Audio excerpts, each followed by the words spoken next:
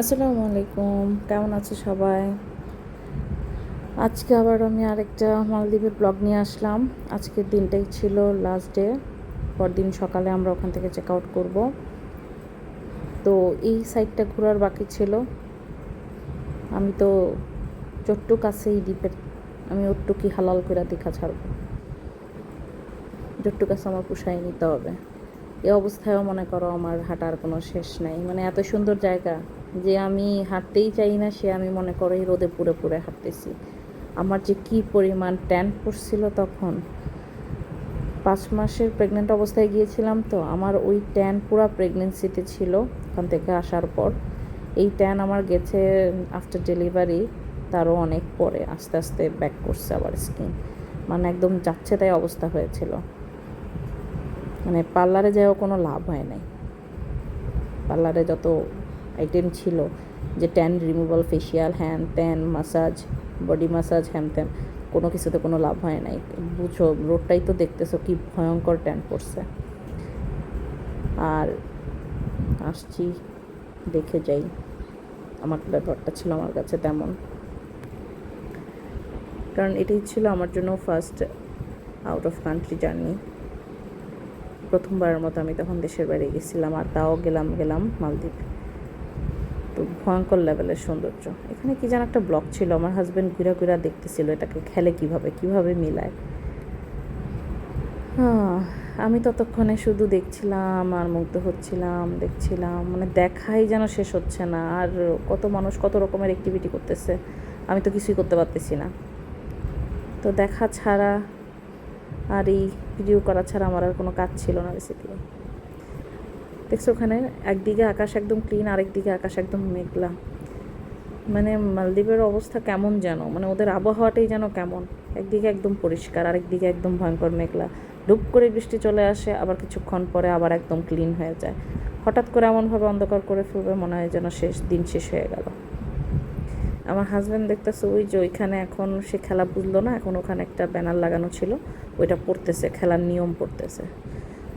সে ওটা কিছুক্ষণ খেললো, এরপরে এর মাঝখানে কি যেন আর একটা পাইলো, ওইটাও খেললো। আমার এই জায়গাটায় বসার খুব ইচ্ছে ছিল। এখানে দেখলাম যে মেয়েরা কি সুন্দর শুয়ে শুয়ে পিকচার তুলছে, আমি শুবো কীভাবে?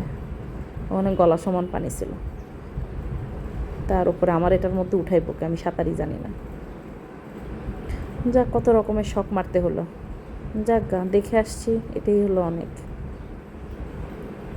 যতবার দেখি ততবার মনে হয় যে আমি ফ্ল্যাশব্যাকে চলে যাচ্ছি, সেই পুরনো স্মৃতি। আমার ছেলেটা আমার জন্য আসলে লাকি।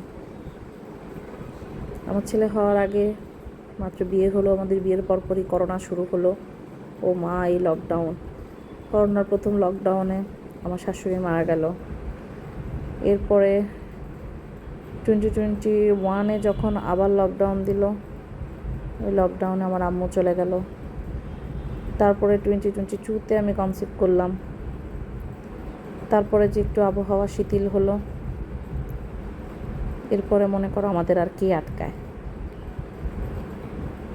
এইবারই সুযোগ।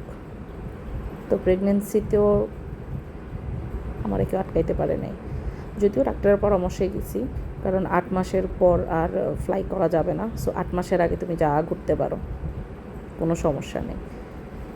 সো এয়ারে কোনো প্রবলেম ছিল না। বাস জার্নি বা গাড়িতে, বাংলাদেশের যেসব জায়গায় তোমার একটু উঁচা নিচা অবস্থা আছে, ওই দিকে যাওয়া যাবে না। যেখানে সেফ জার্নি করা যায় ওখানেই।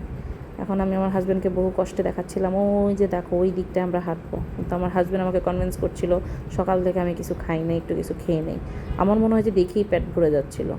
আর তার উপরে প্রেগনেন্সিতে তো অবস্থা বুঝোই, আমি যাই খাই তাই বমি করে দিই। পানি খাচ্ছিলাম, আমার তাও মনে হয় যে বমিটিং আসতেছিলো। আমি কিছুই খাই নাই, এখন আমি খাই নাই দেখে সেও খাই নাই। তখন কিন্তু প্রায় দুপুর গড়ায় গেছে। এরপরে ফাইনালি এক জায়গায় দাঁড়ালাম, ওখানে দাঁড়িয়ে এই যে কী সব যে নিলাম, আমি শুধু পিৎজাটাই খেতে পারছিলাম। পিৎজাটা মজা ছিল, এখানে একটা পিটা ব্রেড টাইপের কী যেন ছিল, একটা স্যালাড ছিল, সব একটু একটু খাইছি, খারাপ লাগে নাই। এই স্যালাডটা আমার খুব পছন্দ হয়েছিল, এটা আমি একই দিনে 2বারই খাইছি, ওইটা আমার ডিনারই ছিল। ওখান থেকে খেয়ে দিয়ে আমরা আবার হাঁটা শুরু করলাম, এই যে আবারও হাঁটছি। কি অন্যরকম এক শান্তি।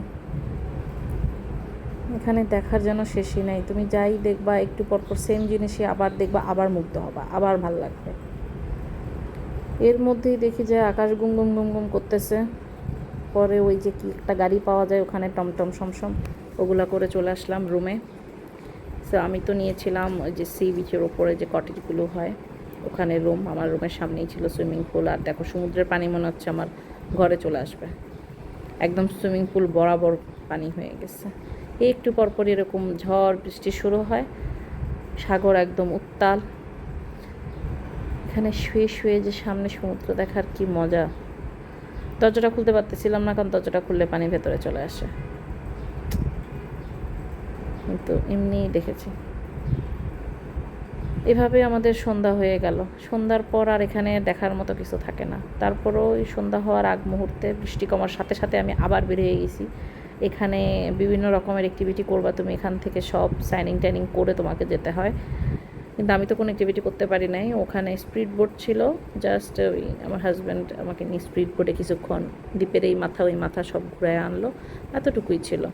এর বেশি আমি আর অন্য কোনো অ্যাক্টিভিটিতে যাইতে পারি নাই। যে এখানে দেখো কত রকমের জিনিস, যা করতে চাও। এই যে আমি এগুলোর মধ্যে উইটা একটু ভাসতে চাইছিলাম, কিন্তু মাগো আমি তো সাঁতারই জানি না, পইরা গেলে আমার নামে আমারে তুলতে পারবে না, সাইরাতে আমার কান্দাবাসি অবস্থা হবে তখন। থাক, ওই রিক্সা নিলাম না। এই হাঁটাহাঁটি করলাম এই সন্ধ্যার দিকে, এই জায়গাটায় এসেই তখন আমরা বসলাম। এখানে একটা জুস কর্নারও ছিল, জুস টুস খাচ্ছিলাম আর সন্ধ্যার এই একটু উপভোগ করলাম। এখানেই বসে আসলে আমাদের সন্ধ্যা হয়ে যায়। সন্ধ্যার পর আসলে এই বিচে আর সমুদ্রে পুরো দ্বীপের মধ্যে দেখার কিছু থাকে না, চারিদিক শুধু লাইটিং লাইটিং থাকে। তখন রোডে রোডে হাঁটো, আর রেস্টুরেন্টগুলোতে তোমার লাইভ মিউজিক চলতে থাকে। তো সন্ধ্যার পরে আমরা আবার রুমে চলে গেছিলাম, কিছুক্ষণ রেস্ট টেস্ট নিয়ে তারপরে ডিনারের জন্য বের হয়েছিলাম। ওইটার আর ব্লগ করি নাই, কারণ একই প্যানপ্যানানি গান আর কি শোনাবো বলো, কারণ কিছুই বুঝি না, শুধুই মনে হয় যে বাজনা বাজাইতেছে। যাকে, এই ছিল লাস্ট ডে, মালদ্বীপের লাস্ট ব্লগ। সবাইকে টাটা, বাই বাই, ভালো থেকো।